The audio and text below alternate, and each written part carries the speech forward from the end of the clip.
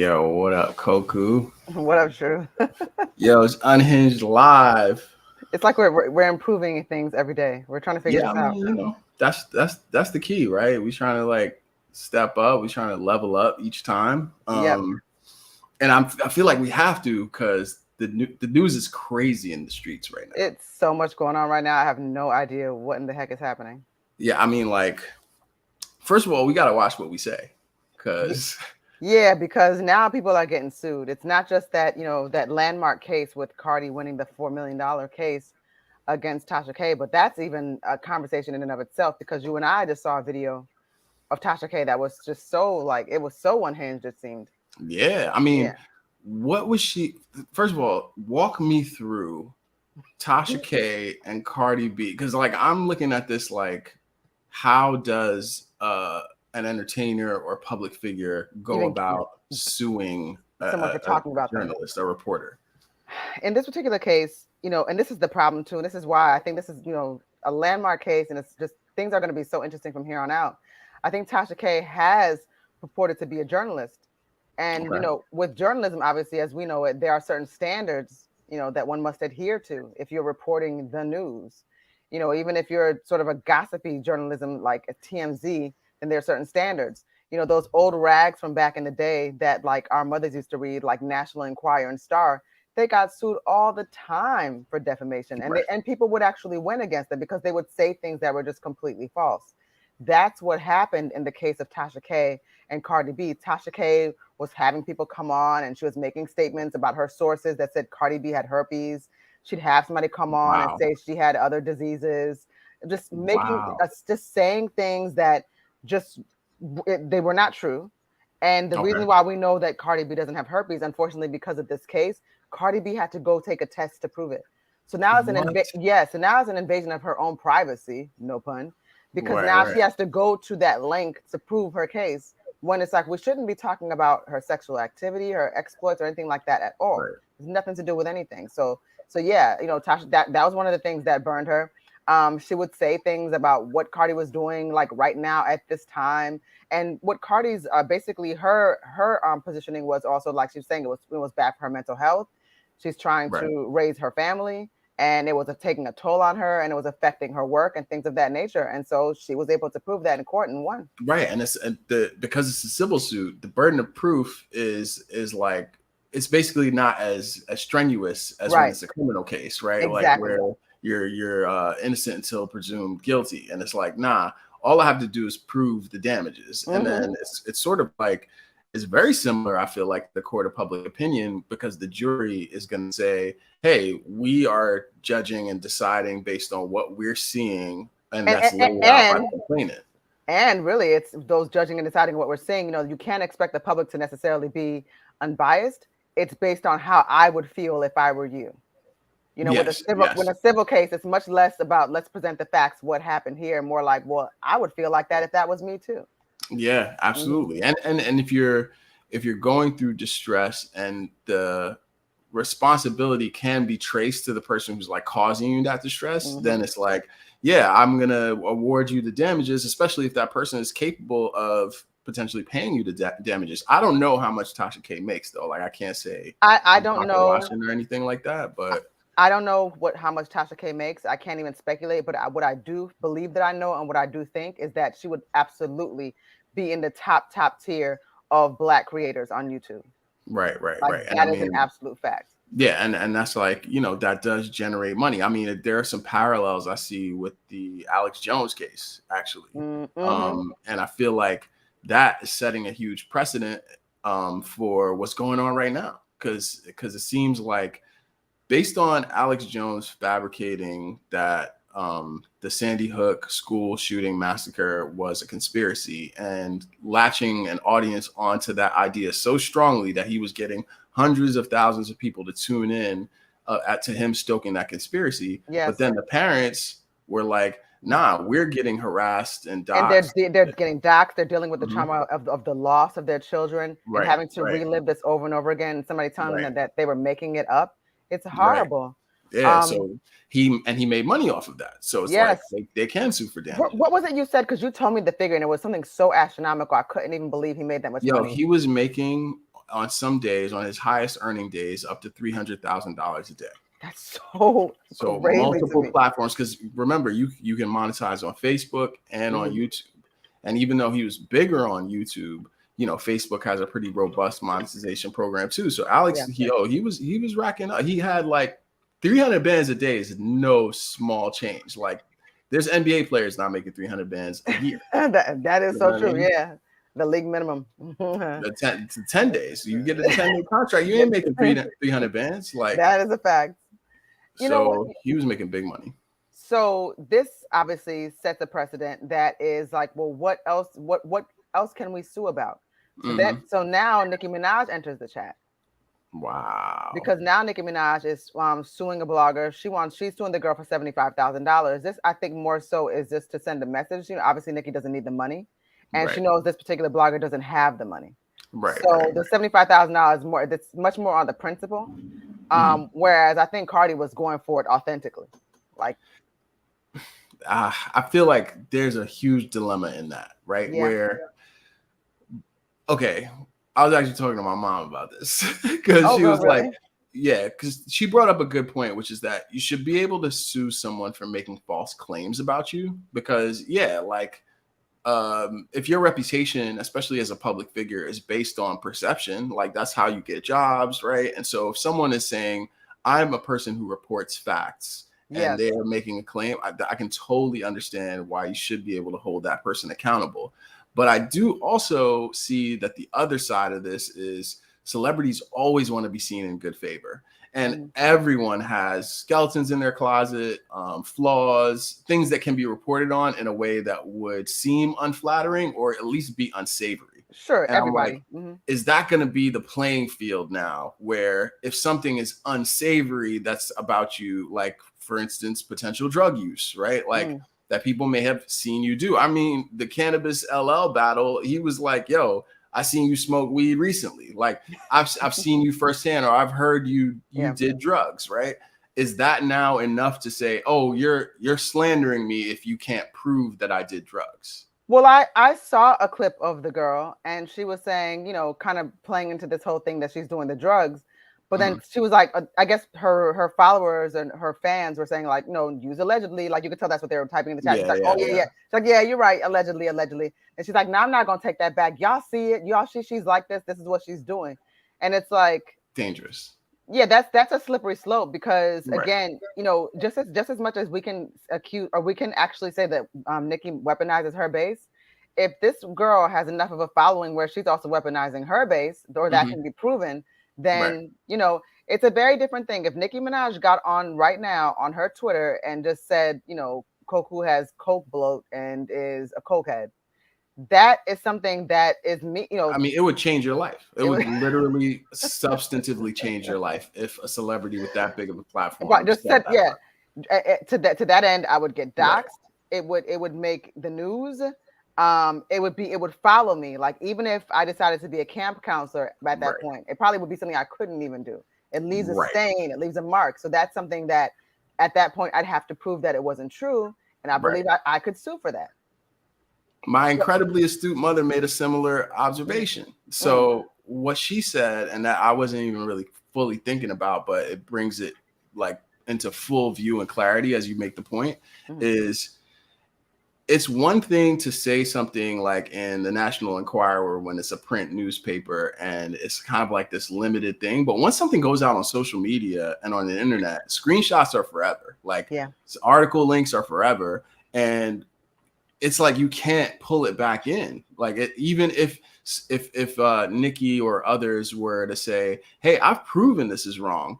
If that story that was false was bigger and lasted longer, then it's almost like it's true, because if you Google search it, right, like you're still going to see that first. You're not going to see as big of a story about how, oh, actually that was false. Like we literally had a whole ass president that was like making false claims and people were like, word, it sounds true. Like, sounds like it could be real.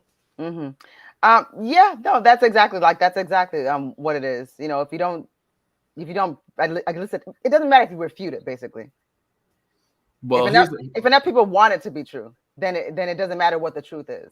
Here's the problem. That's crazy, because like what we're talking about here is a specific person who's definitely like at least participating in what seem like targeted attacks. Like, so, okay, there's a little bit of a difference between someone like Kevin Durant, who goes on a social media platform, sees people who have already attacked him, and like defends himself very actively and openly.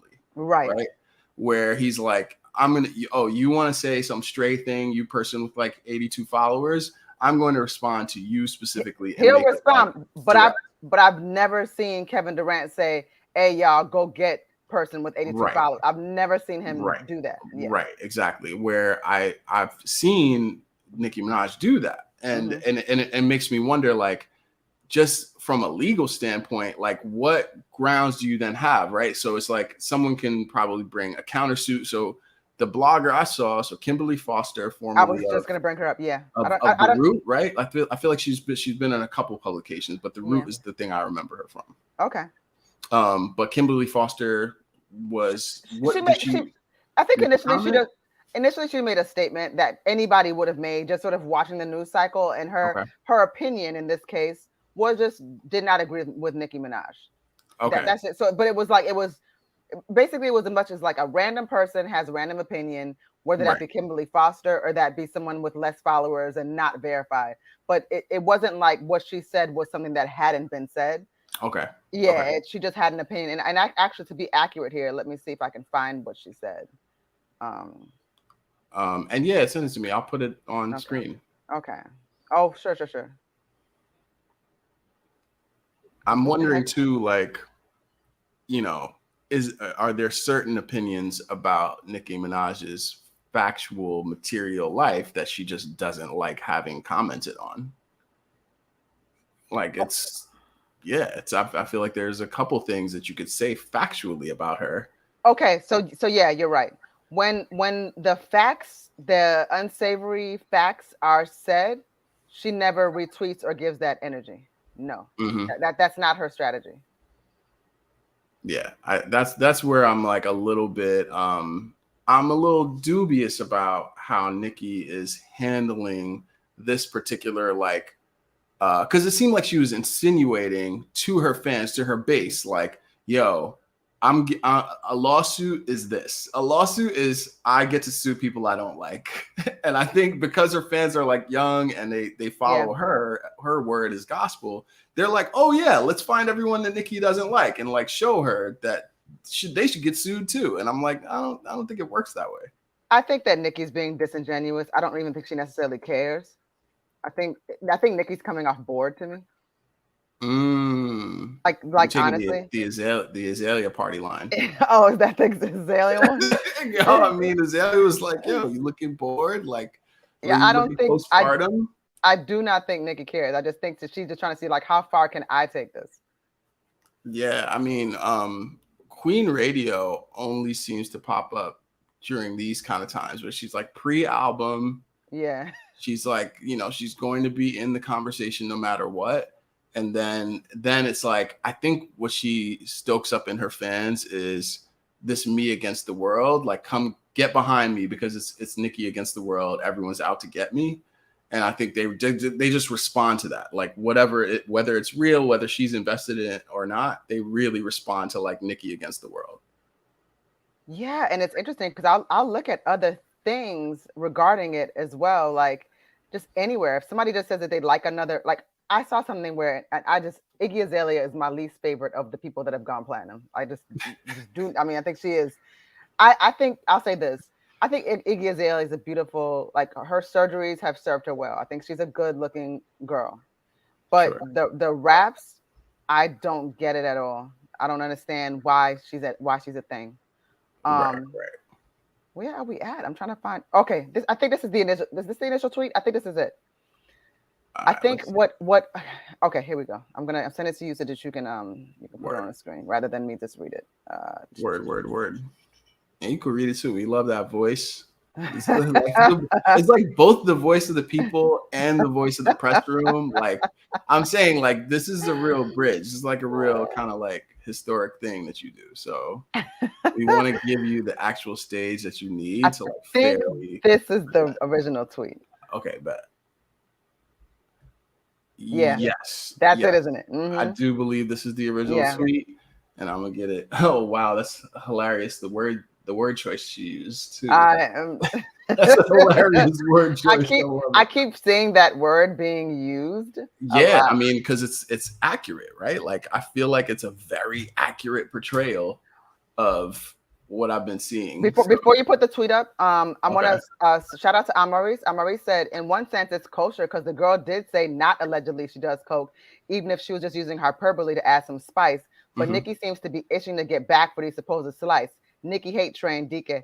No, you're right. I 1,000% agree with you on that. I think that the girl kind of like she sort of played with the allegedly, then she took it back and was like, y'all know what it is. So that girl was really just, but so it's like it's Cause like, yo, to bring that example up, what if somebody was running around the streets was like, yo, Koku don't wipe her ass. Like after she shit, Koku never wipes her ass once. And then says at the end of that statement, like, yeah, like you think I'm joking, but nah, I'm for real. Like, nah, for real. And then left it like that.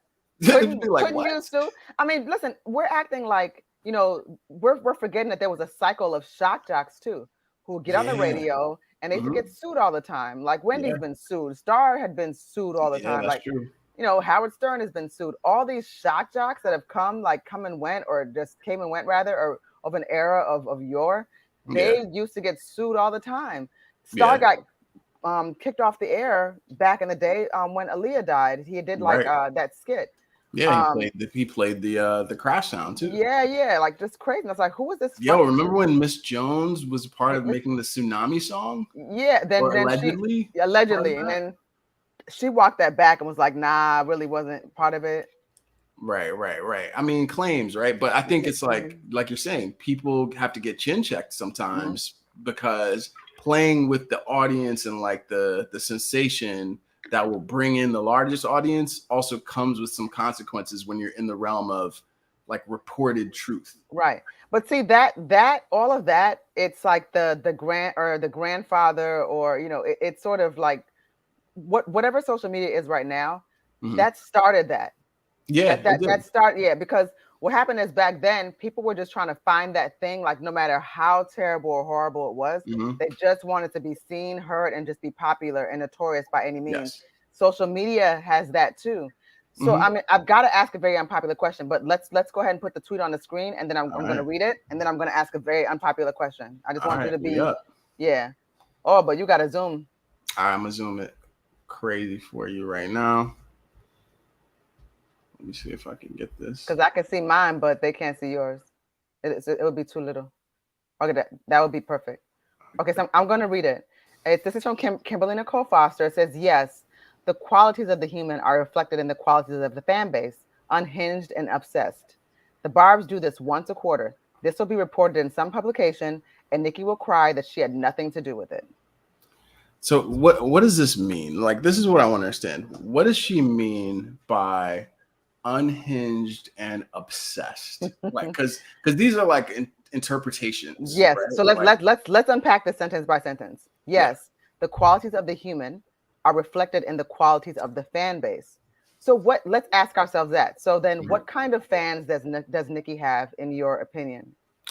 You know, I would say young. Like that, like the most I could say about Nicki's fans who do the online behaviors we're talking about is that they are young. Like that's my read of it. Like I do think that there might be people who have aged with her, like from the start to now.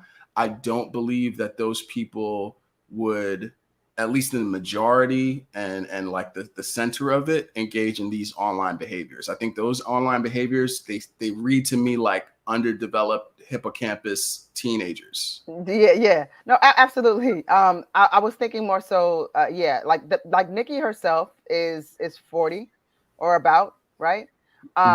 Most of her fan base, a lot of times, like when you hear people talk about who has been fans of her, they'll always say, I've been listening to Nicki since I was like in 6th grade.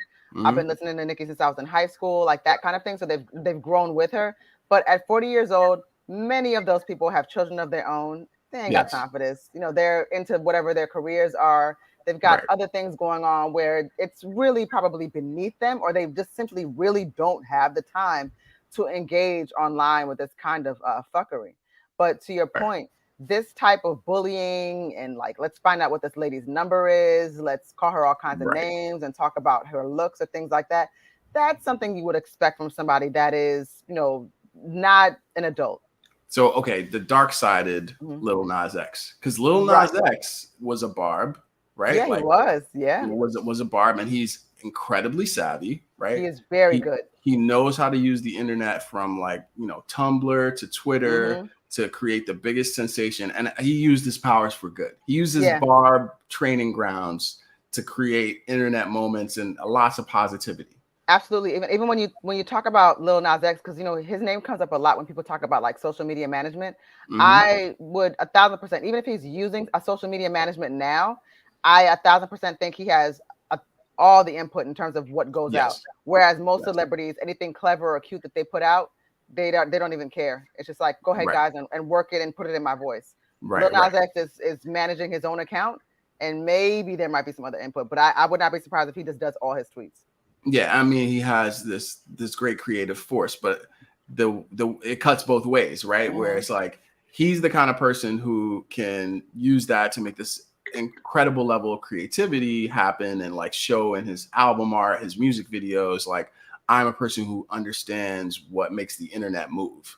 But I think in the same way, barbs, they seem to understand like the heights of trolling. Like they understand like what will get under people's skin, and they go very, very hard in the name of Nicki to get under people's skin. And I think sometimes the people who comment on Nicki Minaj underestimate that. Yeah. Like that their skin can be gotten under. But I think, yes, I agree with that. I also think that people don't realize that there's a type of person, and Nicki is this kind of person. She's like, either you're with me or you are against me. It's very black and white with her. So she does create an atmosphere where if you truly do love her, if you're not somebody that sort of stands in your own, like your own skin, and if if you're not confident in who you are, you would sort of abandon all your other, for your loyalties to her to prove like, I want to be your friend or I love you. She creates that kind of an environment. Right. Well, I mean, and I'm going to start using allegedly, like not in jest, not tongue in cheek anymore. No. Allegedly her contact and influence over bloggers in multiple eras of blogging, I think would speak to your point here, which is that, she's befriended people who run really popular blog sites and YouTube sites. And I feel like sometimes those end not so well for the bloggers in question, because, that befriending is under conditions, right? It's under conditions. We have this mutual relationship. I'm gonna give you exclusives. I'm gonna give you drops.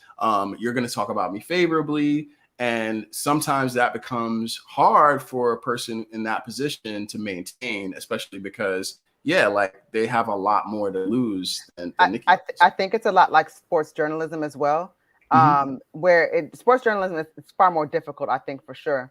But if you really want to be good at what you do, you can't make friends in this business, because then you can't be, you'll have bias when you're deciding to report on your friends. Because again, and I brought it up before, you'll go to certain blogs and you'll realize that because of depending on who they've, decided to befriend, certain things are just completely not on their sites. They're not being reported on.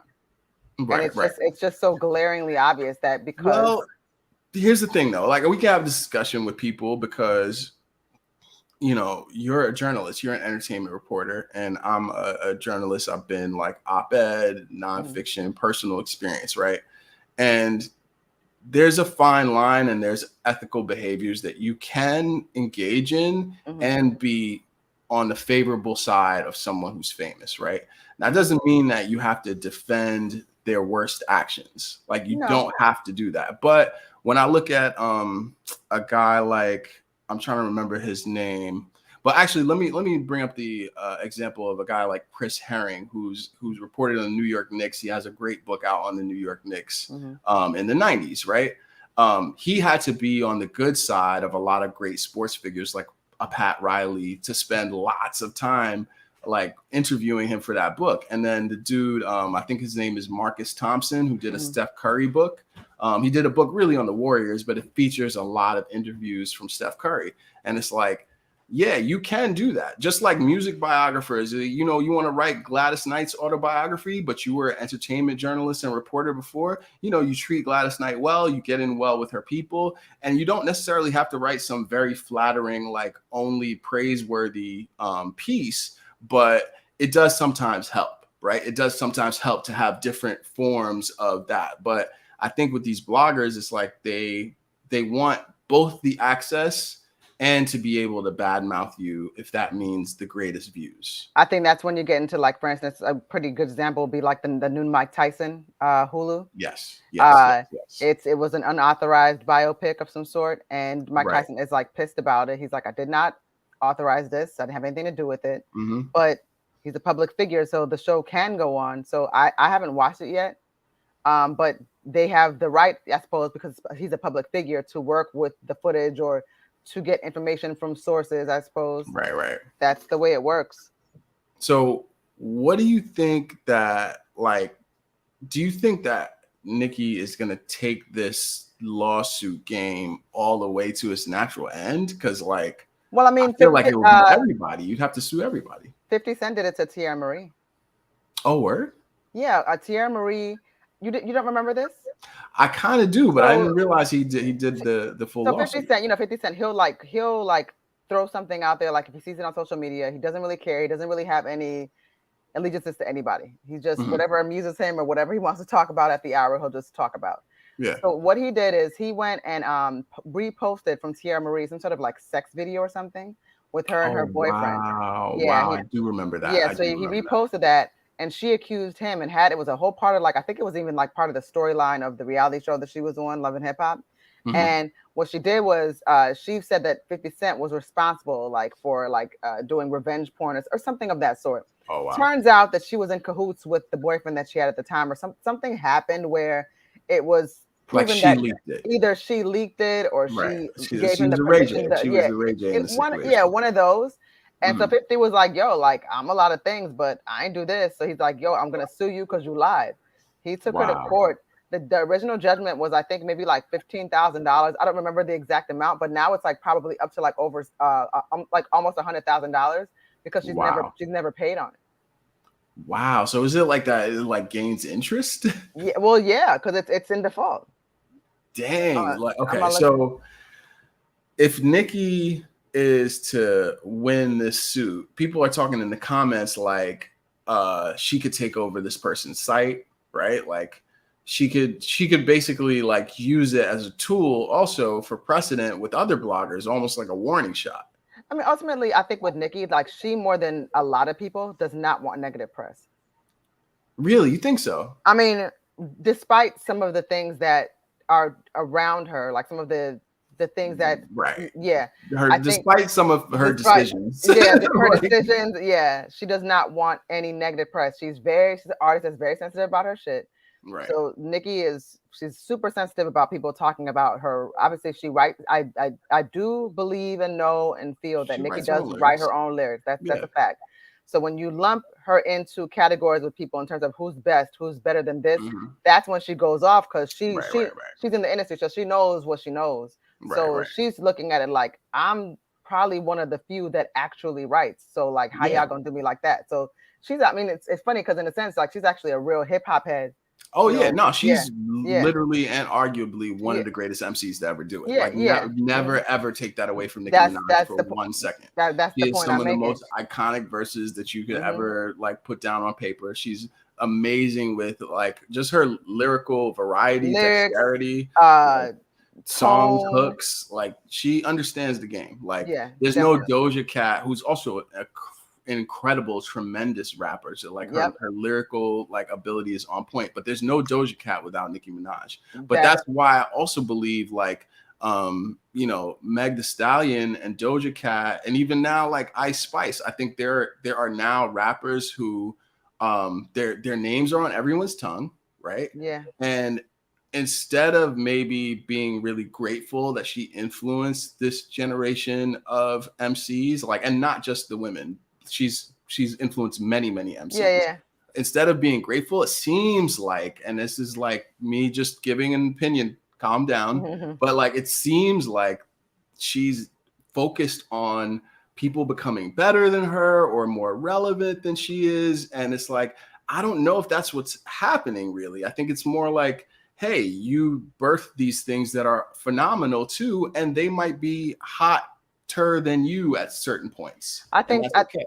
I think what happens is, and this has been talked about just really so much, but there really was a time where it was only Nicki.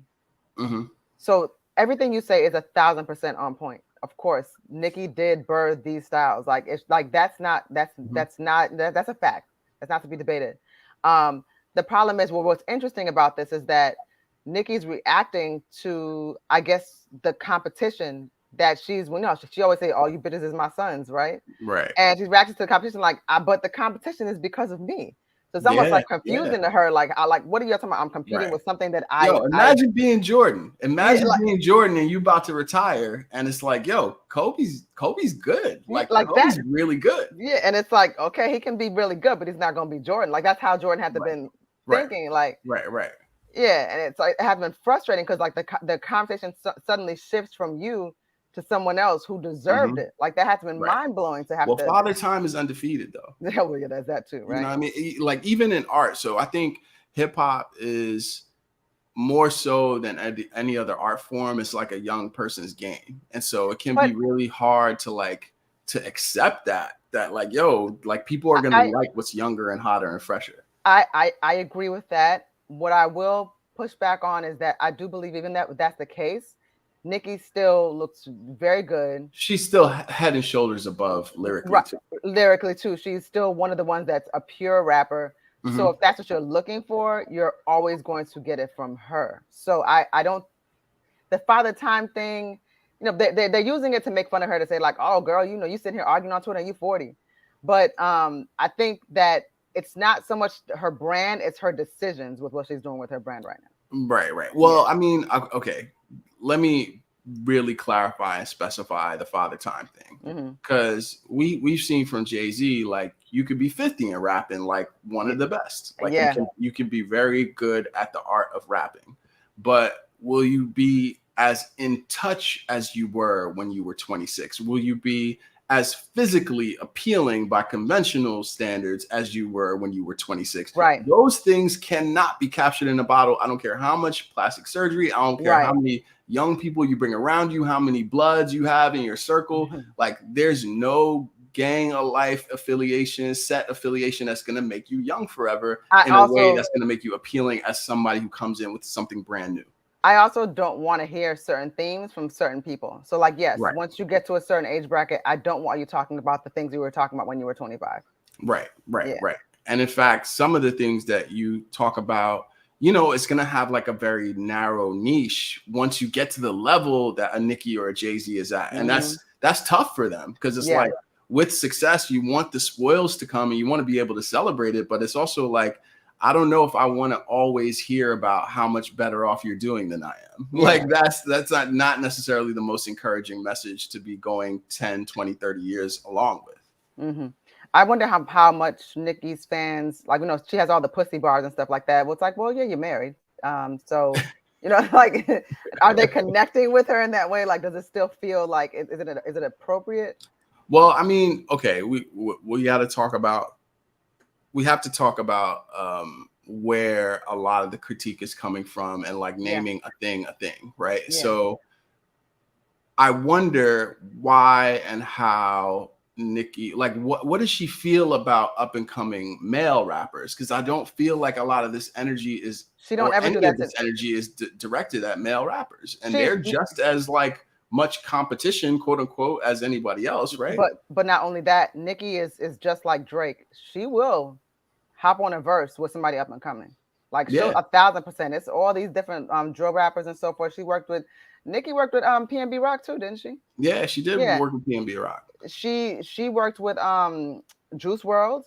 Yes. She's worked with all of these people on that are genuinely fans of her. So she has, but I ain't never seen her have smoke for the dudes like that. Yeah, and that is at the very least problematic. Yeah, like because it's like, okay, there's that factor, and then there's the other factor of like the men in your life.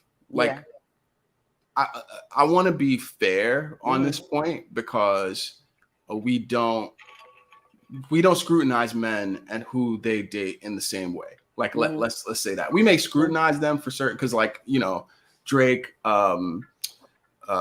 getting a woman pregnant who was potentially like a stripper, a dancer. That was the kind of, I think she was like a OnlyFans sex worker, right, like an adult creator. Yeah. Right. So that's something he gets judged for because of that same kind of double standard thing. And Nicki Minaj, I think she gets very highly judged for her choices in mate, like we'll say, and not necessarily people who are at her level. I think the person who was closest to her level of like success and fame and ability was Meek Mill.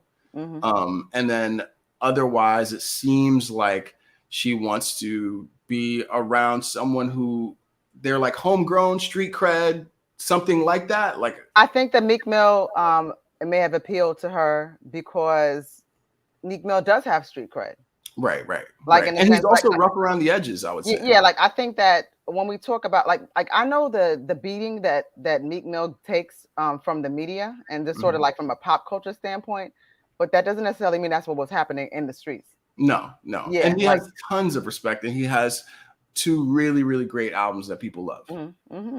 Right, like that's never changed. So I think for her, I mean, Nicki might have made that decision. I don't know. I'm just speculating. But she might have made that decision because he didn't need anything from her, which was probably refreshing, I would imagine. Right. Also being next to somebody like that probably felt like he could at least give her some sort of power or edge.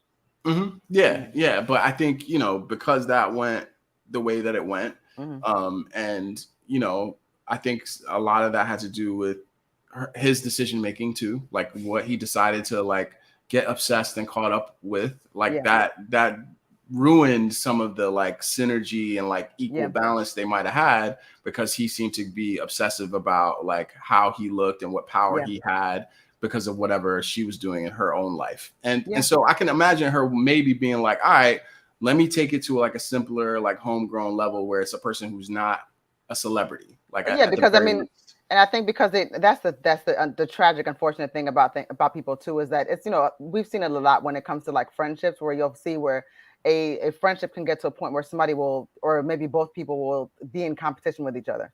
Right.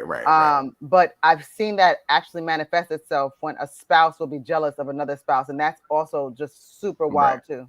Right. And I mean, it's like the last thing that you need when you're already like trying to like weed out your circle, make sure you can trust the people around you. I think there are aspects of celebrity that Nicki experiences that very few people, even the ones who are judging and very loud about her decision making, could experience. Like, you're not going to, as a social media influencer with 100,000 followers, you're just not experiencing life the way Nicki Minaj is. So I don't think you're really poised to make those kind of judgment calls. But I think specifically the whole, like the background of her current spouse, I think that, and the way that people talk about the current spouse is very triggering for her. Like, absolutely. Because I'll say it like this too. Just trying to see it from whatever her perspective is, because they're both from the same neighborhood, it is entirely possible that whatever, through their affiliations, Nicki might know a version of whatever she knows to be the truth in a way that on the streets, that's how they're telling it based on other things. So it's like his reputation, right? Like we know the facts based on what you know. We just know like his charges. Right. We know what he has court to documents, the documentation, things like that. We don't really know what was being said around that time, what was being said about him, what was being said about the girl. We don't know the streets, the avs, the affiliations, the reputation, things like that. So there's a very different story that's probably told offline, a story of legend almost in a sense that has nothing to do with what happened in the court. So maybe that is what's informing her how she's moving in the situation. And you've said it too on here before. You said literally, you said love is blind. Yes. People, so a spouse could just straight up lie to you. Yeah. Even I'm not saying that's what he did. I don't know anything about them, but a spouse could just tell you, no, that's not true. And if you are just so in it, you will believe them. Yeah. Right. And I mean, I think that's the one thing that I share in common with Nicki Minaj is that like I follow my genitals to my detriment. Like I have made poor decisions about potential partners based on how I felt about them at the time and that kind of draw. But I want to talk a little bit about what you seem to be saying here, which is it possible that like rivals of his or people who want to smear his name would put him in a position where those were the charges against him? Is that kind of what you mean, or are there other versions of the truth that maybe we'll never see? Kind of. I feel like there are versions of the truth we'll never see. Okay, like got you. It's one of those things where, and this is the problem. This is where we get into real kind of wild territory. It's and I have to use this example, but it's almost like people that talk about R. Kelly's transgressions. I just kind of have to go there. I mean, we have to. Yeah, but there's a segment of society. There are people that say things like, "Well, I mean, them girls, they knew what they was doing," and about the parents too. Or the parents, like them parents brought like so there's that type of thing where, again, if you were on the ground during that time and you may have known things about each party that makes this story just seem like it doesn't necessarily fit based on whatever you know to be true, that would inform some people's opinions in a way that they may, based on whatever they know in the streets. I want to say this has got to be the fairest podcast to Nicki Minaj that I've ever been a part of, like thought to have. I'll say this, even with those things being potentially like one version of the truth, and even knowing that like celebrities are not role models, they're not moral models, they're not the problem. They're not leaders. They people shouldn't look to them for that level of leadership, but somehow they are worshipped as that, and they can mobilize people like leaders can. And I think that is where we get into a tricky space with Nicki Minaj, because I know personally people that her fans have affected. And it's really just because their perception, and it's one that she puts out going to the Kimberly Nicole Foster tweet. Their perception of her is that she will tolerate no slander. And so because they're so highly defensive of her, they're willing to take things that are even seen as slanderous and attack people personally. Like I'm talking about journalists who are having their parents' addresses. Yeah, that's wild. Like texted and called to them, death threats, like literal death threats. Like people in Kimberly Nicole Foster's replies are laughing about the screenshots that she sent with people sending death threats to her. And they're also they were taking they pulled her pictures of her, like she had a selfie up. I don't get into like people's looks and things like that. Like I don't laugh. I don't find anything about that kind of, I don't find any of that funny. But people they pulled pictures of her and were like, ha ha ha, like how dare you come at the queen, look at you. And people are like laughing. I'm like, yo, how old are we? But what's crazy is that these barbs don't have no obvies with their actual pictures. No, they never do. Yeah. And okay, this is a theory that I wanted to float, because I feel like because of their the level of activity of the barbs, because of how strong they are in the comments and the replies and how swiftly they come down. All right, so there was a report in Guardian the other day. I'm gonna see if I can pull it up about how the vast majority of hate speech against Harry and Meghan Markle is from 100 user accounts.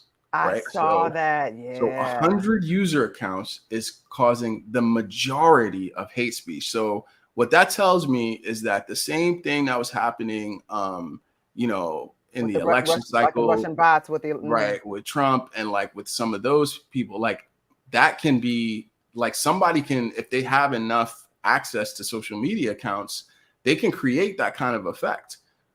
There's a certain group, I'm not going to name them, but they go by a 4-letter acronym. They've swarmed me online before because I wrote something about that group. That group, they pulled my pictures one time and they ended up creating an account like that had more followers than me. And they were using it on Twitter to tweet like real 4 letters about like things. Like I was like kind of like the black girl, like of the like the face of the movement. And it was somebody had to tell me like, yo, do you realize that you're being impersonated?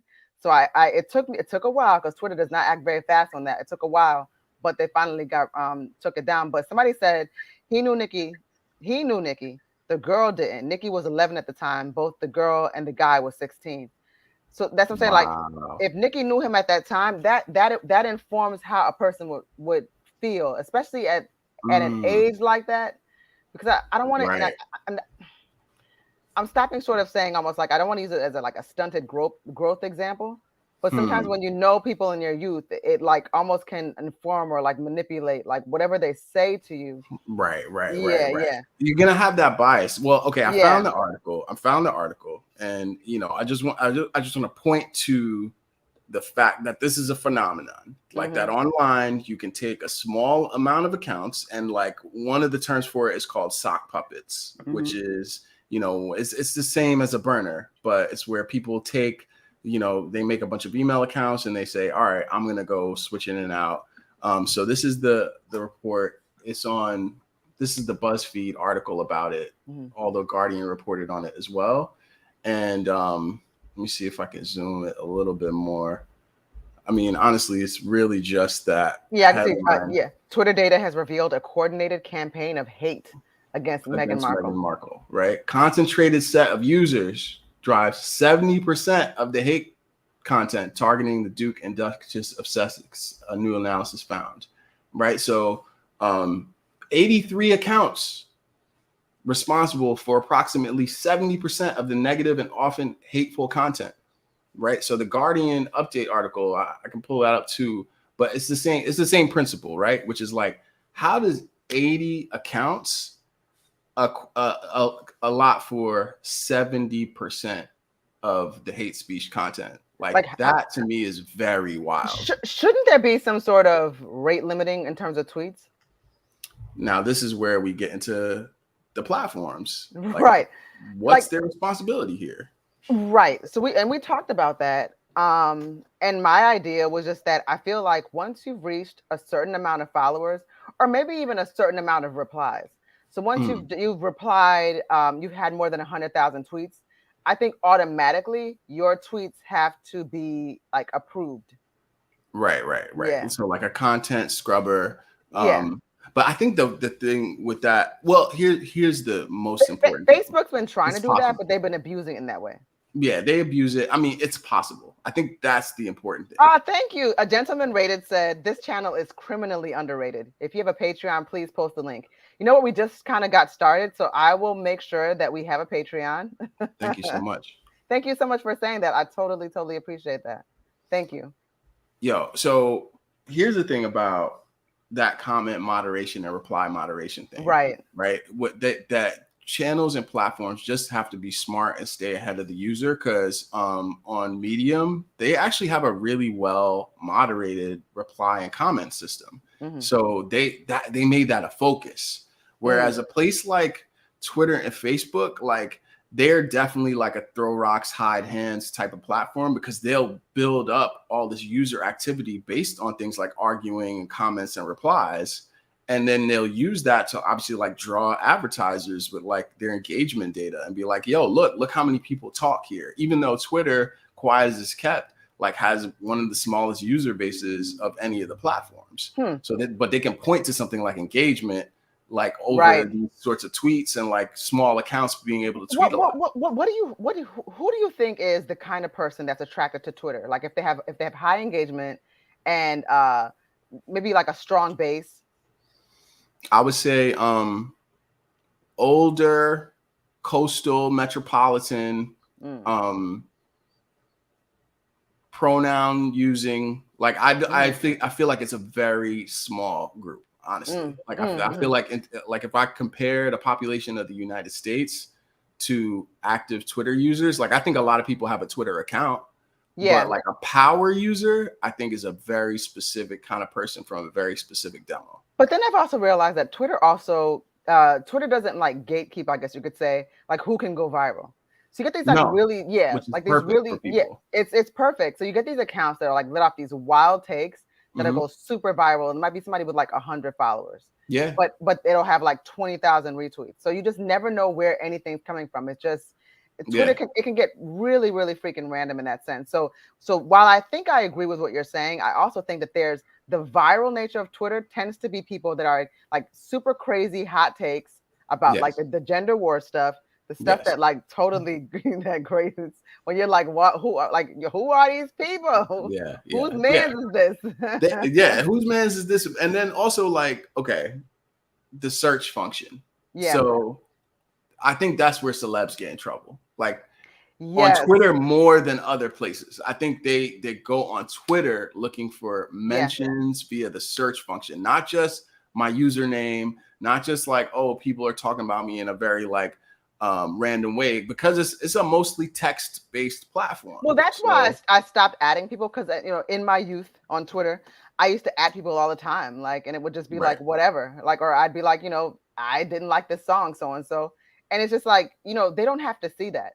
But then sometimes I would like not at somebody, but still have that opinion. And the person would reply to me. And I was just like, I wasn't talking to you. So here's the thing with Nicki, she is one of, I would say, maybe 2 celebrities that I could think of who mentioning their name at all, like typing out their full name, has become like an internet taboo because of how hard she and her fans go. No, there are so many ways people have come up with ways to sort of like hide, like if they want to have that conversation. I mean, like they're other than maybe like Trump, like people will like put the asterisk in the name. Yes. People will like come up with like pig Latin type spellings. Yeah. Yo, and she's still finding them. She'll still find them. Like, yo, it's giving Coke was trending on Twitter. It's giving Coke. It's giving Coke. Trending and then, on Twitter. But that was a problem for her. So she's like, okay, it's giving Coke, huh? Then she was like, hey, Barbara, find out who's saying what. Right. And she's like, and then she posted a screenshot like, yeah, I got my lawyer on the job, guys. Thanks for your help. It's like, are you guys not Coke behavior at all. None of that is Coke behavior. None of that leans towards that, eh? Yeah. I was like, all right, man. Like the thing about it is like, I like what Shamir Ibrahim said, because it was a really well-rounded tweet about this whole situation, which is that like the press and media feed into it. And I want to talk just as much, because if we're going to talk about a figure like Nicki Minaj and potentially like her ego or her personality traits or her tendencies or what she defends against or whatever else, we have to talk about like influencer culture, because I don't think that just because you get on, like we get on camera or we get on social media, we say things, that doesn't make me inherently feel like I'm bulletproof or like that I'm like above reproach. And I do think that we signed up for it. Exactly. And I do think that a lot of these people will act like they didn't sign up for it. Like they will specifically act like either they're above it or I didn't say that. I didn't say it like that. Or because you are who you are, I get to say these things. And I'm like, nah, G, like if it's in the streets and you were to say this, because that's what Twitter is. It's a virtual version of if we were all in the town hall. Yeah. So if you couldn't say it and shoot the fair one with me in the streets, why would you say it randomly online? Like, that's the part I don't get. Understand that. That's the part I don't get. Like I remember back in the day when the guy was like, meet me in Temecula. I believe the guy actually did drive to Temecula or whatever. And it was just like so ridiculous. And it was over like a Kobe tweet, actually. If I can recall. But I mean, it's like the thing with Twitter though, too. Twitter has at least social media now anyway. I shouldn't even just say Twitter, but it's such a cross section of people where it's not like you're just talking to geeks anymore. No. So people have to really be careful about what they say, especially if that person is in your town. If they're in your city, they're gonna want to come see about it, Yeah, but also like everyone's in authority. Like it's we're gotten to a space where people want the authority, is what I mean, without any of the responsibility.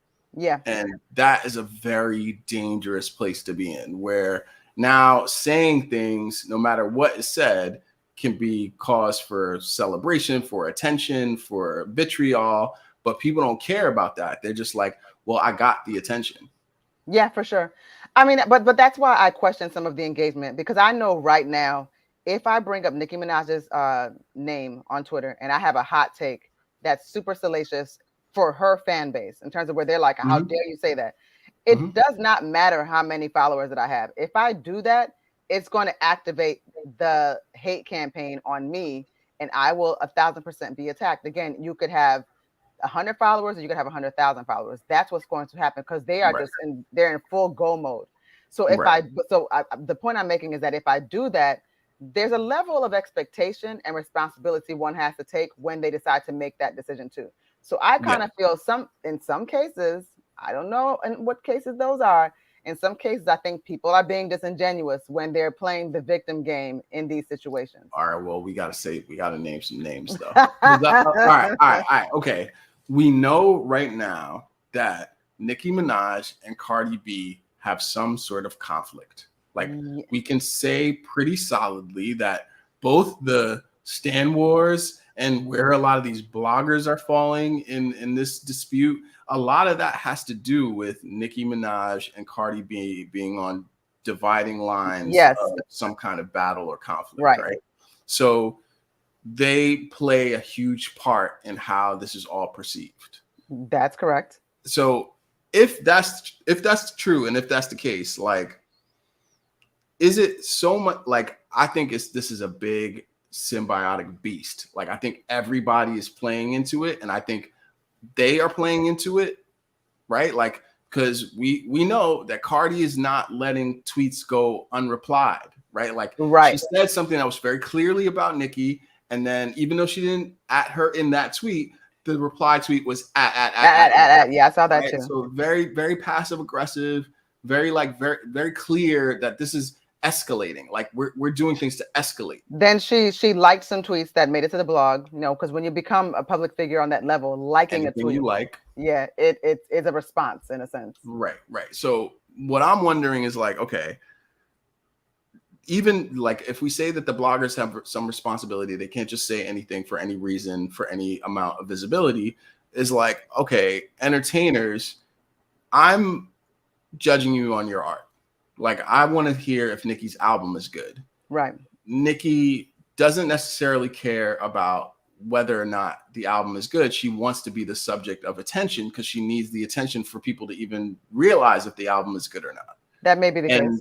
That is part of what has kind of, I think, obscured her talents. Like, in the last couple of go rounds, especially with her album efforts, it's been like, these are the bigger conversations, the Remy Nicki drama, the Cardi Nicki, like, these are the conversations, and the conversations are no longer she makes dope videos. The conversations are no longer she dropped this amazing verse, and I'm like, just what's the shelf life on that?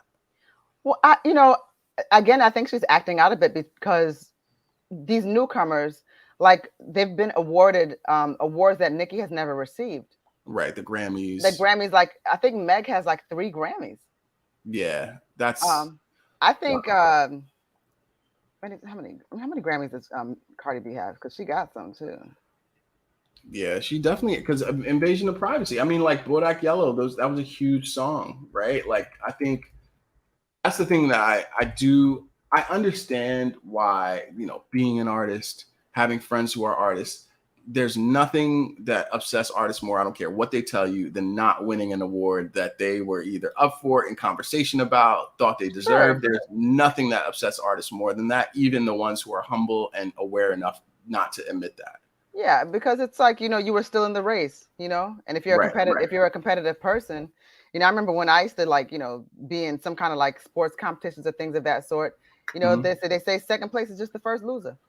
Yeah, of course. And I mean, nobody is doing this anything in this realm of public anything and trying to be unnoticed. Like let's be totally clear about that. No one is doing anything in the public sphere to be unnoticed, to be obscure, to be private. Yeah, And if you're saying, so, hey guys, this is what I think, or this is what I do, I play the mhm, piano, I play the guitar, I sing, I right. rap, I dance. Yeah, you're doing Right. it. It's like whatever it is, we're doing it for some level of recognition. And so if there are ways to get recognition, of course we want that recognition, right? Right. But I fear now that the game is recognition for being the trending topic. And I think for someone like Nicki, that's particularly dangerous because Yeah. I like in this conversation, we should be talking about the thing we only talked about for a few minutes, which is that she's supremely talented. She's one of Yeah. the best music artists that have come out in the last 25 years. Yeah. But I feel like she almost forces us not to talk about her music. And there's this element of self-sabotage that is like, honestly, as a fan of music, it's really frustrating. I think that I mean that could be a whole nother conversation, but there's a lot of people, that get into self-sabotage. So there's Hmm. something that when you see people like that, especially like super talented people that just derail everything, that's Yeah. that's a bigger conversation, and that there's a root of something to that needs to be addressed. That's not being Well, addressed. are you on Cardi's wiki page? Okay, what does it say? I think I it's. mean, I'm just looking at this just I think very I was brief seeing snippets. one. Yeah, I'm looking at brief snippets, and I can even just look at the BET Awards, and that she was nominated She for like swept on the that. record amount of BET Awards, which Yeah, I know if I were Nicki, I'd be frustrated by that. Like yeah. See, one of the Nicki things that gave BET a lot of looks, you know what I'm saying? and yeah, no, Nikki has carried BET on her back. Like if Hmm. what you can say is Nikki definitely gave BET, like she carried them. Like Right, when there were no other girls around at the right, time, I can definitely, like, they can't take that away from her. But right. so I think, yeah, her frustration comes from, it's like the shift that, let's say, see Nick, it's interesting because Nikki's experiencing what Little Kim was experiencing, like Right, erasure. It's the right, erasure. And right. it's like it But was she ain't have okay. none of that You're energy right. when It Lil was Kim okay was when trying it to tell her that. when it benefited you. Right. But now that it's happening to you, it's like you have this sort of convenient amnesia. Hmm. And even when she received, like, that wasn't like a Video Vanguard award at MTV just recently. Right, right, I right. think it would have been so gracious and dope if she just would have mentioned Lil Kim.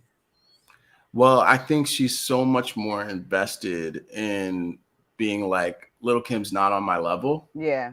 And which is a shame because like aesthetically, Little Kim, like style wise, she put a lot Yeah. into the Nicki prototype, Yeah. Yeah. right? Yeah. Like Yeah. down to body modifications, like anything you want to call it, Kim did it for sure. And Mm-hmm. especially in this like modern era of like city girls, etc. Like Mm-hmm. Little Kim definitely she was the precursor for all that. But Mm-hmm. I don't know, with Nicki, I'm just wondering like where it goes from here if the album isn't at the level of this other controversial conversation, if the album doesn't register with people, because people, to your Twitter point about how many people do you think use Twitter, people are not engaging like in the majority in these Twitter arguments. Like No, they're not. they're not, they don't I, care. I will read certain things, but I Right, 1,000% will not participate.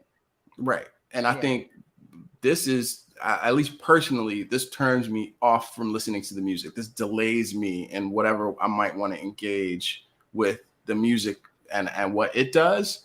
And I'm like, all right, well, with someone like Beyonce, who's like the polar opposite of how she handles her social media, it's like when she drops, it's only the work that's speaking for it. And Yeah. it like inflates even the value of the work Hmm. because people only have that to focus on. She's one of those last celebrities that at least attempts to remain a little bit elusive. Yeah, yeah, Hmm. absolutely. Hmm. And Nikki, I feel like this is the time when it's showing that there's no reward to the work when you go this hard for just the visibility and the social media presence. I think that's a great point. That's a great point. Hmm. Do you want to get All right, into? Mhm. you want to talk about this PNB Rock joint? Yeah, that's been a very interesting conversation too, because basically, well, if people don't know, rapper PNB Rock was killed in Los Angeles at a Roscoe's, but the particular Hmm. Roscoe's that he was at is considered a very dangerous neighborhood. There are Hmm. people that are of and from Los Angeles that would never go to that Roscoe's, or those Right. that are from that neighborhood, they would only go and not necessarily like go hang out there with friends. Like, there's just the way it's being talked about. It's like it's not the place a rapper would be. Right. Well, I think rappers have this very unique position in life, right? Where they can be from some of the most dangerous, violent, impoverished places ever in the world. Mm-hmm. And then through their art, go to some of the highest heights as well.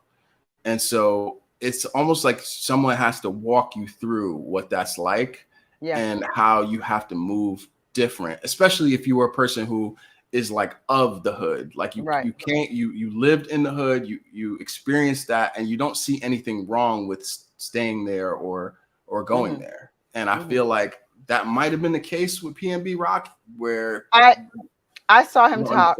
I saw him talk, and he had a mentality where he felt like, you know, I'm of the hood. I'm from the hood.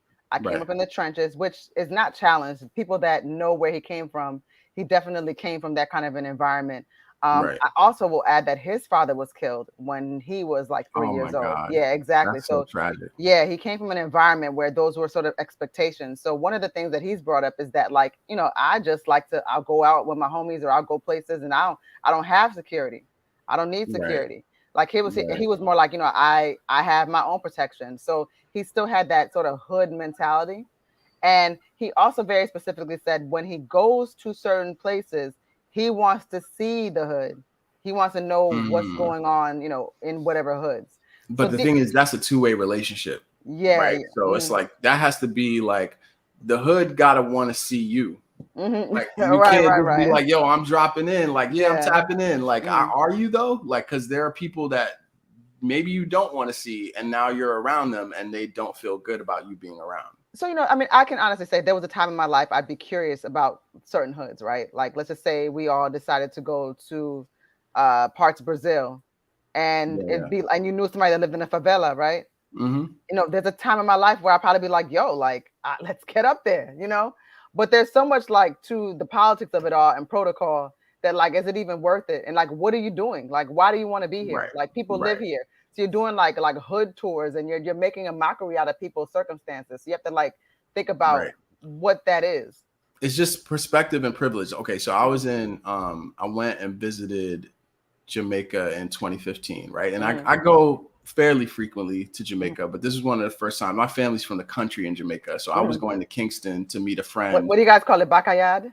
Bacayad. Yeah. So yeah, I was in the Rock, and like I was not with family, and my family's country. And it's just, there's a huge distinction between country Jamaicans and like cityfied Kingstonians. Like Kingston is a hood, and there are many gunmen down there. There are many, like, you know, robbers. Like, so I was in the hood visiting a friend, and I remember we went out to meet my brother down there, and he was like, yo, let's go to a club. We went to a gentleman's club, and I had a very modest amount of bread. Like I had like a decent little job and had a modest amount of bread, but because of how I was dressed, which was like a New Yorker, right?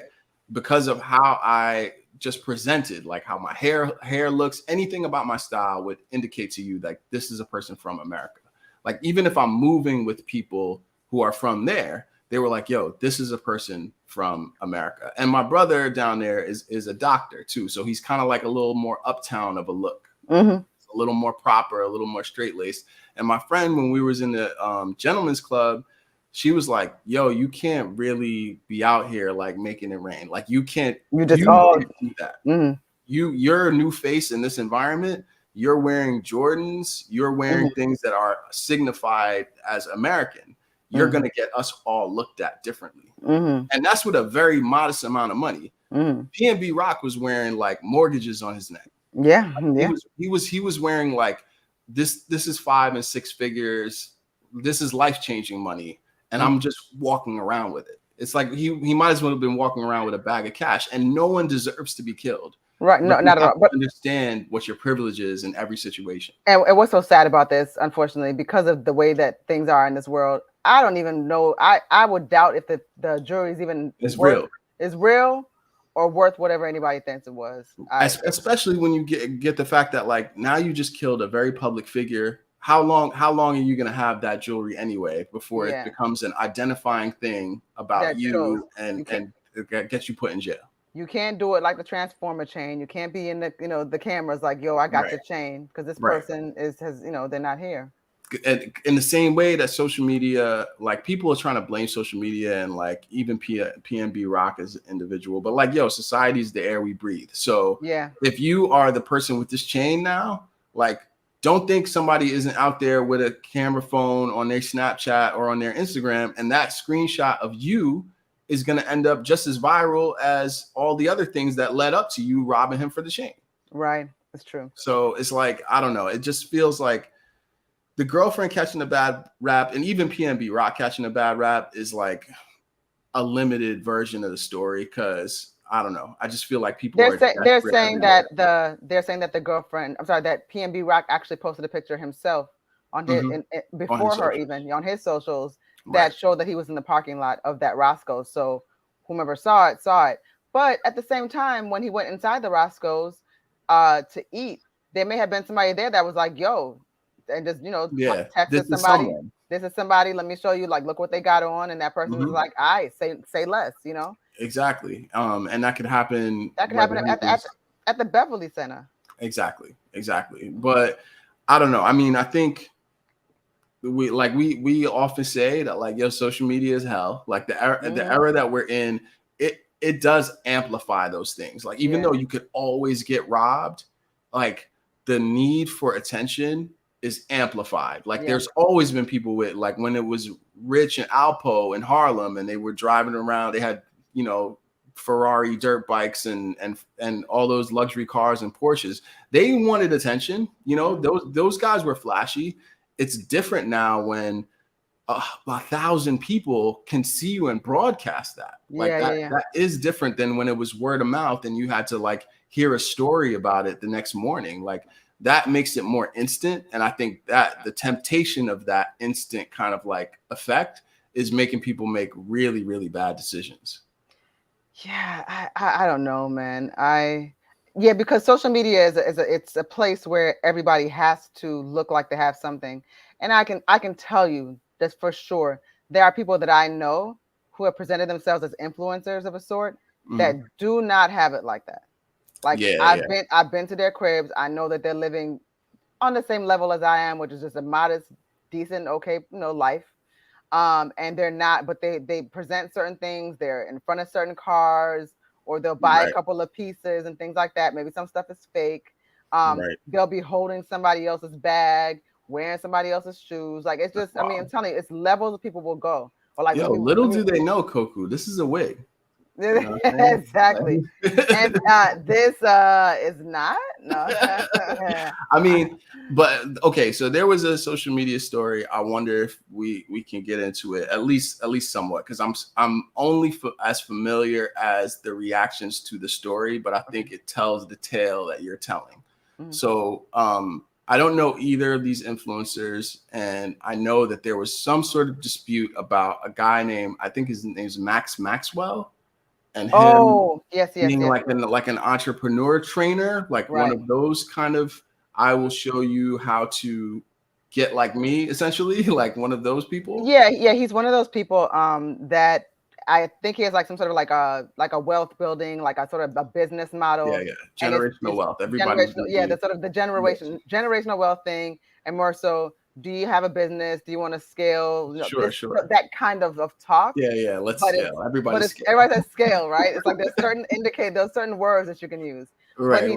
He does it in a sense where it's like, and I believe, like, I looked at some of the videos, just trying to understand more so what was being discussed, but it's more like spend a day in the life with me, and watch me work, kind of thing, and then you'll get these tools to help you grow. Right. So it kind of went that way. So I was like, okay, I get it. So the guy's successful. He was saying, like, he owns like some different like airplane hangars or something like that. Sure. Studio spaces. I think a tech company, like whatever's going on with his family, like they seem to be pretty well to do. Yes. Yeah. And what happened was I guess somebody asked him, like, how much do you pay yourself? Right. And he said he paid himself $500,000. That is correct.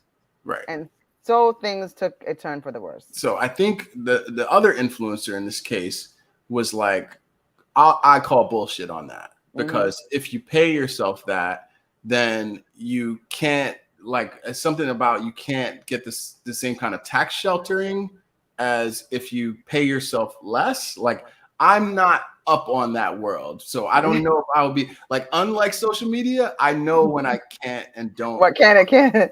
Like when I don't have the expertise, I don't comment. But it just seemed like her critique was, well, that can't be true because this and this about tax shelters and this and this about how your businesses work. She was really, like she did not believe him at all. So it was very strange because he responded to her. Yes. And he responded to it in a way that seemed, I don't know, it was like both charming and like. It was a flex. But it was also kind of like roundabout and like seemed to agree with her, but like put it in different words. It kind of, to me, it was sort of like when Tabitha read Wendy on some like bless your heart type of stuff. He took that approach, but it's like it's still snarky. This person is still like reading you, but they're just doing it in a way that is going to win them favor. They're not participating in this.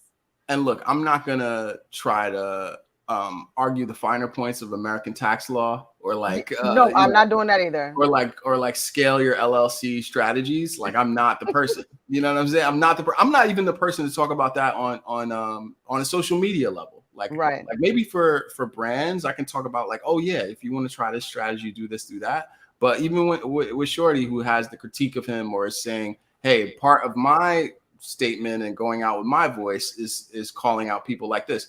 Fine. If that's what you do, that's what you do. But I think the element of performance in all of this is what I find really entertaining, because I don't know if any of us will ever know what's true in this. Like, I think it's that's like that battle rap. That's how whoever presents better.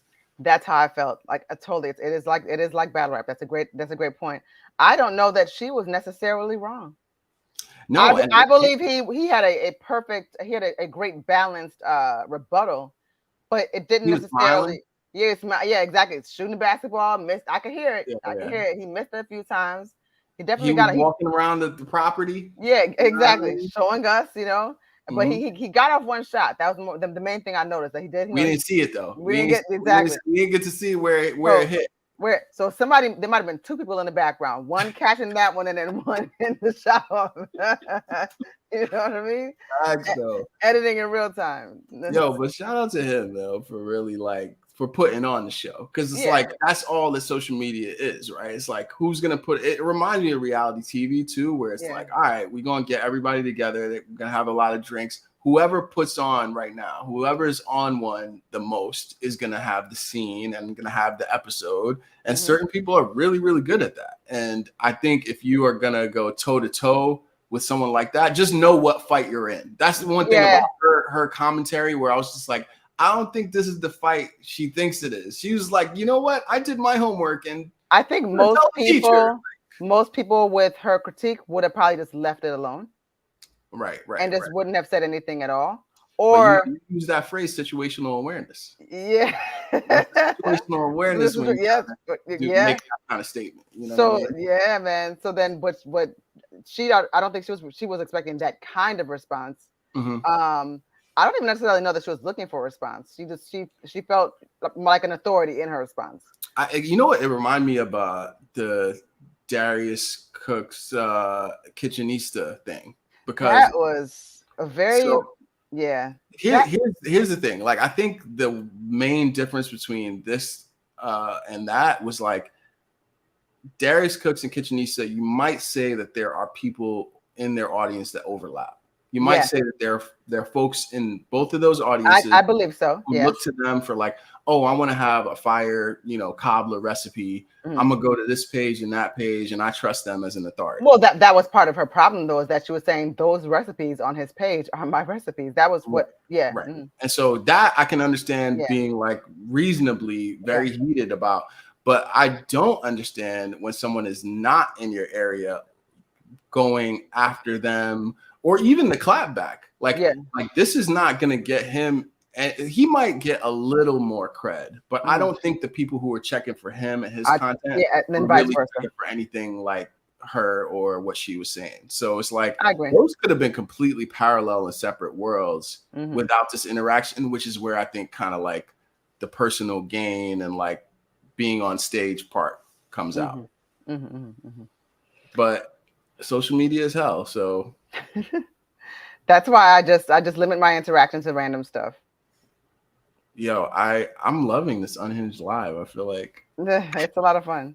Yo, this is really great, and I'm so happy that we had some people in the live chat. We have some folks who was willing to get in the discussion. I'm like, yo, we should do this again. Yeah, I think this is great, and we're getting in the swing of things. Like the next time, we're gonna have like flying graphics. We're gonna be like a super horrible, tacky PowerPoint every time. Ticker across. Shooting stars, tickers. Yeah, MySpace. All kinds of bad gifs, blurry, choppy. Yeah, no, I'm gonna be in Microsoft Word art heavy after this. Yes, I'm gonna be wearing costumes. Koku, thank you so much for another great live cast. And I'm drewbreez. And I'm Koku, aka Koku Puff. And we will see you very soon. Peace.